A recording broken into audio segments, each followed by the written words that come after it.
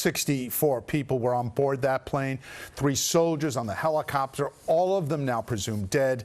The Army just identified 2 of the soldiers killed, Staff Sergeant Ryan O'Hara from Georgia and Officer Andrew Ease from Maryland. We're also learning more about the victims on board that American Airlines flight, among them several people from our area. Christopher Collins lived here in New York City with his wife. Melissa Nicandri was from Brooklyn Heights. Christine Lane from Cranford, New Jersey, and Jonathan Campos was born and raised in Brooklyn. Meanwhile, new video captures the moment the 2 aircrafts collide. It's hard to watch, and we have decided to pause it just before impact. Salvage work on removing the debris from the aircraft in the water will begin as early as tomorrow. Recovery crews need to move the debris from the water to recover the remaining victims. Eyewitness News reporter Josh Einiger is live in Arlington with the very latest. Josh.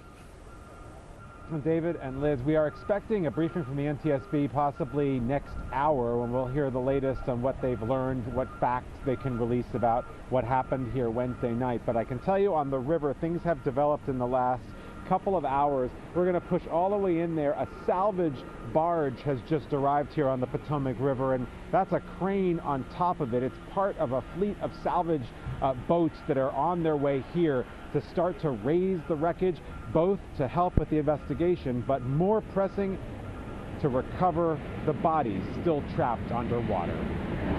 Oh my God! With each day comes more video, more evidence of how truly shocking Wednesday's collision was. The American regional jet on a stable approach into DCA and that Black Hawk on a collision course. The wreckage landing in a twisted heap upside down in the frigid Potomac River. So close to the airport, but nearly 30 of the victims still so far out of reach. Yes, we expect to recover all of the bodies. We have that's why our teams are still working.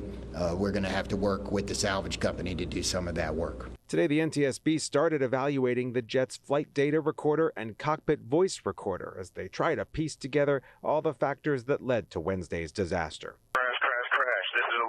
Just before 9 p.m., when the pilots of American 5342 requested landing clearance, the controller made an unexpected runway change. Blue Chief 5342, Washington Tower, check runway 33.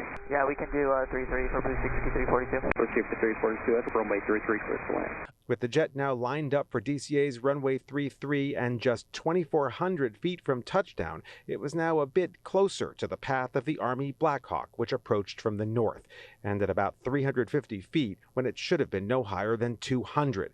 Controllers warned the Black Hawk, call-signed Pat 25, to look out for the jet, known as a CRJ. S25, CRJ in flight. This club has a aircraft inside precision separation.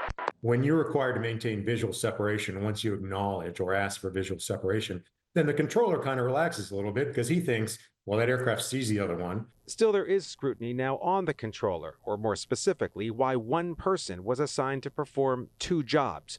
It's now up to the NTSB to solve the whole mystery. For now, there's only one thing they know for sure. The only conclusion I know is that last night we met with several hundred family members who lost their loved ones in the Potomac. 41 bodies have been recovered from the wreckage. The remaining bodies, as we've said, are still trapped in the wreckage, which is upside down in the river. Meanwhile, the White House just announced, the Transportation Department just announced, it has banned all helicopter activity except for life-essential activity in and around the area of the Reagan National Airport until after the NTSB completes its preliminary investigation. We are waiting for their next briefing, scheduled sometime in the next hour. For now, we are live outside Reagan National Airport. Josh Einiger, Channel 7, Eyewitness News.